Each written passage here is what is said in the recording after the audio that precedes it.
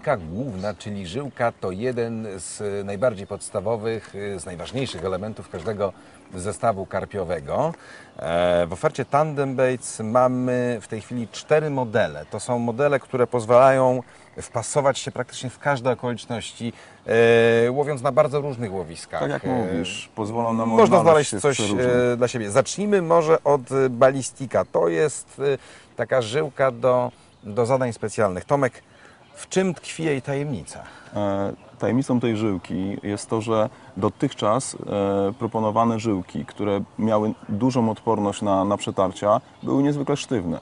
Te żyłki miały pamięć, miały tendencję do skręcania się. Często spadały ze szpuli, prawda? Prawda. Kompletnie nie nadawały się do rzucania. No właśnie, a ta żyłka, Ballistik, ma coś takiego, co zwie się nanosystem. Nanosystem jest właśnie szczytowym osiągnięciem i generalnie udało nam się połączyć miękkość żyłki z niebywałą wytrzymałością na przetarcia, na urazy, na uszkodzenia mechaniczne. Czyli tak naprawdę udało się osiągnąć coś, co wydawało się dotychczas niemożliwą rzeczą. Czyli tak mamy miękką żyłkę, którą możemy rzucać, która bez problemu idealnie ułoży nam się na szpuli kołowrotka. Jeżeli łowimy w miejscach, gdzie jest dużo pniaków, jeżeli łowimy w jakichś gruzowiskach, to Ballistik to jest, słuchajcie, naprawdę świetny wybór. Żyłka występuje w zielonym kolorze, który jest takim kamuflującym kolorem i daje radę na większości łowisk. No i jedną z wielu zalet tej żyłki jest to, że tak naprawdę ona kompletnie nie skraca odległości rzutu, tak? Rzucam tą żyłką równie daleko, jak żyłkami stricte rzutowymi. No właśnie, więc tak naprawdę to jest świetny wybór do bardzo wielu łowisk, na bardzo wiele łowiska, do bardzo wielu okoliczności. Polecamy gorąco Wam Ballistik, świetna żyłka. Przejdźmy może teraz do Steel Mono Plus. Steel Mono Plus to jest taki flagowy, najbardziej uniwersalny, podstawowy model żyłki i ona też ma pewien system. Ten system zwie się Shock System. O co chodzi? No tak, Mariusz. Wielu, no szczególnie początkujących karpiarzy, popełnia błędy w końcowej fazie holu. Widzi rybę, myśli, że karp już ma dosyć, tak? Ryba ostatkami sił zrywa się do ostatniego ataku. I często wtedy się zrywa, prawda? No dokładnie. Zrywa żyłkę, jest mała amortyzacja, krótka odległość żyłki do ryby. No, w żyłce Steel Mono istnieje taki system, Shock System. To jest to dokładnie. Dokładnie, tak jak go nazwałeś, Shock System, który powoduje, że żyłka jest niebywale rozciągliwa i amortyzuje takie uderzenia na krótkie odległości. Czyli o tym, że ta żyłka jest miękka, że się świetnie układa na szpuli, to już chyba nie musimy wspominać. Ona jest w takim też bardzo uniwersalnym, jak to się ładnie mówi, transparentnym kolorze. Po prostu jest biała, przezroczysta, mleczna. neutralna, tak. Steel Mono Plus to jest świetny wybór dla tych, którzy szukają takiej żyłki praktycznie na większość łowisk do bardzo, bardzo rozmaitych okoliczności, które mogą nas nad wodą spotkać. Tak jak powiedziałeś, żyłka jest przezroczysta, tak? No i myślę, że należy dodać, że jest to produkt z klasy super premium, tak? Jest to żyłka, która spełni oczekiwania nawet najbardziej wymagających karpiarzy. Oczekujących, tak, wymagających karpiarzy. Polecamy Steel Mono Plus, to naprawdę świetny wybór. Ta żyłka ma siostrę, jakby to nie zabrzmiało. A siostrą Steel Mono Plus jest Camo Steel. Camo Steel to jest żyłka, która charakteryzuje się taką pewną bardzo ciekawą sprawą, mianowicie kolor, prawda? Dokładnie, jest to kolor, który... Pokażmy może, żeby nie było wątpliwości.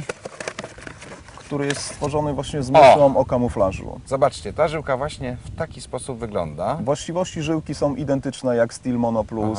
Shock System, który zapewnia wytrzymałość żyłki w momencie nagłego ataku ryby na krótkiej odległości. Tuż przy brzegu, no tak naprawdę doskonale się nadaje do rzutów, do wywózki. To tam... No i te jej właściwości kamuflujące są tutaj absolutnie niebagatelne. Jeżeli ktoś szczególną uwagę zwraca na to, żeby jego zestaw był znakomicie zakamuflowany w łowisku, to powinien sięgnąć po Camo Steel. To jest Idealny wybór. Okej. Mamy jeszcze taki jeden bardzo ciekawy model, który się zwie Carbon Line. Co to jest za żyłka? No jest to kolejna żyłka z oferty Tandem Baits. Doskonała żyłka za naprawdę przyzwoite pieniądze, posiadająca nanosystem. Czyli podobnie jak Ballistic, również. Dokładnie tak. Ona posiada cząstki węgla, które wzmacniają jej właściwości, jeżeli chodzi o przetarcia, o urazy na gdzieś tam mechaniczne przeszkody. No taka bardzo uniwersalna żyłka. No i co jest również bardzo istotne, ona ma kolor, no to jest taki czarny, grafitowy. To jest ciemny kolor, tak. Pokażmy. No właśnie, to nie jest taka idealnie czarna czerń, tylko jest to... To jest taki odcień tak naprawdę mułu, tak? Na łowiskach, gdzie jest muł, gdzie jest ciemne Świetnie dno. maskuje. Doskonale się zlewa z tłem, z otoczeniem. Na koniec musimy dodać jeszcze jedną niezmiernie istotną sprawę. Otóż żyłki Tandem Baits posiadają przede wszystkim autentyczne średnice, bo to często bywa tak, że chcemy kupić 35, a kupujemy... No 38 Albo bądź nawet 40. dokładnie. I wiesz co? Tutaj są również testy, które są testami liniowymi. Dokładnie, no podaliśmy wytrzymałość liniową, gdyż no, nie każdy węzeł jest sobie równy, tak? No właśnie. No, szczególnie jest to ważne. No, myślę, że to jest apel dla młodych karpiarzy, że te węzły trzeba wykonywać naprawdę starannie, na mokro. Taki węzeł traci 10 maksymalnie, osłabia żyłkę o 10, maksymalnie 15%. Natomiast jeżeli ten węzeł jest wykonany niewłaściwie, to może osłabić żyłkę nawet o 50%. I wtedy tak naprawdę ten test, który by się tutaj pojawił, tak zwany test na węźle, po prostu tak naprawdę miałby się nijak do Ktoś, rzeczywistości. kto nie potrafi zawiązać węzła, No mógłby właśnie. mieć pretensje, tak, że żyłka się zerwała. Nawijamy żyłkę na kołowrotek. Tomek, opowiedz co po kolei. Najpierw zawiążę węzeł na żyłce.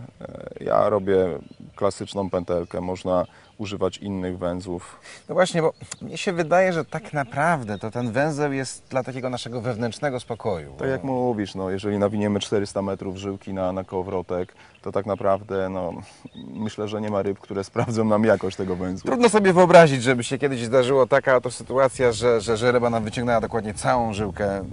No, ale Niemniej zróbmy jednak ten węzeł. zróbmy to dobrze, Zróbmy ten tak? węzeł. Klasyczna pętelka.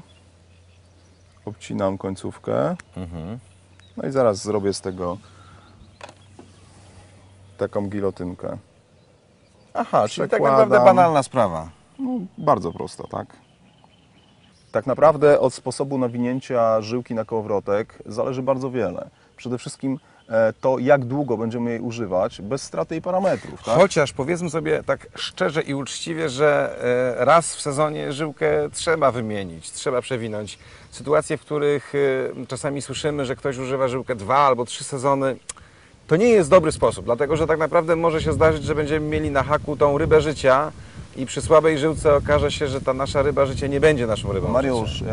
myślę, że właśnie dlatego, że niektórzy karpiarze używają żyłek po kilka lat, źle, niewłaściwie nawijają na kołowrotek, no stąd się biorą opowieści o wielkich, niewyjętych rybach, tak? Dokładnie. Które rwą Albo żyłki o jak kiepskich nitko. żyłkach. No dokładnie. Czyli co? Mamy już zawiązaną pętelkę i teraz może nie wszyscy wiedzą, żeby skutecznie nawinąć żyłkę, tak jak to zrobić powinniśmy, potrzebny nam jest oczywiście kołowrotek, bo to jest jasne. Wędka. No, pierwszym etapem jest przełożenie żyłki przez przelotkę. Tutaj mam tą pętelkę, którą wcześniej zawiązałem. No i zakładam pętelkę na szpulę, zaciągam. Dosyć istotnym zagadnieniem jest to, żeby pętelka była na wysokości rotora, tak? No tutaj teraz się troszeczkę nam chyba źle zrobiło, ale musimy to Dokładnie. wyregulować. Pół centymetra wyżej. Bo jeśli byśmy zaczęli nawijać w taki niewłaściwy sposób, to mogłoby to zaskutkować tym, że cały nawój byłby kiepski. Żyłka ułożyłaby się być może nierównomiernie, tak? A teraz Są to bardzo drobne historie, takie niuanse, szczegóły, ale warto na nie zwrócić uwagę, bo dzięki temu rzeczywiście będziemy mieli pewność, że nasz nawój jest perfekcyjny. tak naprawdę karpiowanie składa się z takich drobnych niuansów. Otóż tak. I co? I teraz tak, przechodzimy do niezmiernie ważnej kwestii, mianowicie jak ta żyłka ze szpuli powinna się odwijać. No, są różne opcje, są różne opinie. Niektórzy twierdzą, że powinna spadać w ten sposób. Inni twierdzą, że powinna spadać w taki sposób. Ale tak naprawdę bardzo ważne jest to, żeby ta żyłka nawijana znalazła się w wodzie. A dlaczego? Po wrzuceniu żyłki do wody, po kilkunastu minutach, ona zwiększy odrobinę swoją... Objętość, bo nasiąknie. Tak, dokładnie tak. Nawijając tą żyłkę bezpośrednio ze szpulki znajdującej się w wodzie, zapewniamy sobie idealny nawój. Rozumiem. Po czym jak żyłka przeschnie, zmniejszy odrobinę swoją objętość, to będzie miała miejsce na szpuli, tak? No właśnie, bo tutaj jest dosyć istotna sprawa. Jeżeli byśmy taką żyłkę nawinęli na sucho, tak to nazwijmy sobie, a następnie wykonali bardzo długą wywózkę albo daleki rzut, po czym byśmy zwinęli z powrotem tę żyłkę, to ona może się okazać, że nie będzie idealnie po sam rant Że nawinięta. będzie wystawać, bo No właśnie. zwiększy odrobinę... A co to może spowodować? A otóż to, że kiedy będziemy później wykonywali rzut, to może nam się zrobić broda, No, totalna broda, tak? Stracony czas.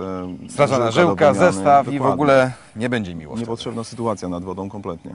Dlatego też, tak jak powiedział Tomek, będziemy wrzucali chwilę, niech się namoczy, a następnie... Dokładnie, po kilkunastu minutach nawijamy. moczenia żyłki w wodzie nawiniemy ją na kołowrotek i wtedy ten nabój będzie naprawdę idealny.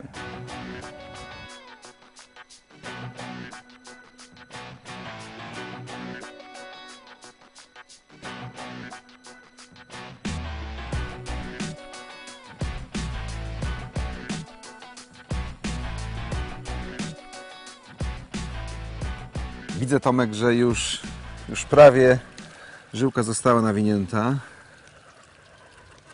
No, jeszcze odrobina. Jeszcze dwie bardzo ważne rzeczy. Przy nawijaniu żyłki, której szpulka znajduje się w wodzie, po pierwsze, żyłka nie ma kontaktu z żadnymi ostrymi krawędziami. Jeżeli byśmy to robili na brzegu, no, możemy ją najzwyczajniej uszkodzić. Po drugie, mamy stałe naprężenie żyłki, a woda zapewnia to stałe naprężenie, które gwarantuje nam równomierny nawój na szpuli przy tych samych obrotach. Tak? Powiedz Nie mi, wariujemy z tempem. Jaka Robimy jest to jednym tempem. optymalna ilość żyłki na szpuli w kołowrotku karpiowym? Jak to Mariusz, to ja nawijam tą żyłkę już tak na nosa, na czuja. Tak? Staram się, aby było odrobinkę mniej niż rant i po otwarciu kabłonka ta żyłka ma nie spadać sama. Tak? No właśnie, bo niektórzy karpiarze, można zauważyć, że nawijają grubo ponad rant. Tak, nie wiem dlaczego to robią. No być może dlatego wychodzą z założenia, że jak Żeby im się dalej zerwie, rzucić to, może, tak? Albo właśnie to jak do niczego stracą. dobrego nie doprowadzi. Nie, no to wcześniej czy później skończy się na pewno brodą i stratą czasu. A jeśli będzie z kolei zbyt mało, no to skrócimy sobie rzuty, prawda? Tak jak mówisz. Co jest bardzo istotne, tutaj Tomek używa kołowrotka, który być może, kiedy będziecie oglądali ten film, będzie już w sprzedaży. Dlaczego mówię być może? Dlatego, że w Tandem Bait zasada jest bardzo prosta. Nie wprowadzamy do sprzedaży towaru, który nie został gruntownie przetestowany. Podstawowa sprawa to jest taka, że najpierw taki prototyp musi się znakomicie odnaleźć w warunkach polowych. Musimy go sprawdzić na wszystkie możliwe sposoby, a dopiero wówczas, kiedy takie testy... Znaczy tak naprawdę kilka Przejdzie dni to- na łowisku, które jest trudne technicznie, pokaże, czy kołowrotek będzie się nadawał A to do jest seryjnej świetna produkcji. woda do No prób. dokładnie, waleczne ryby, trudne łowisko, dużo brań. Zobaczymy, kto wie, no, być może będzie w sprzedaży.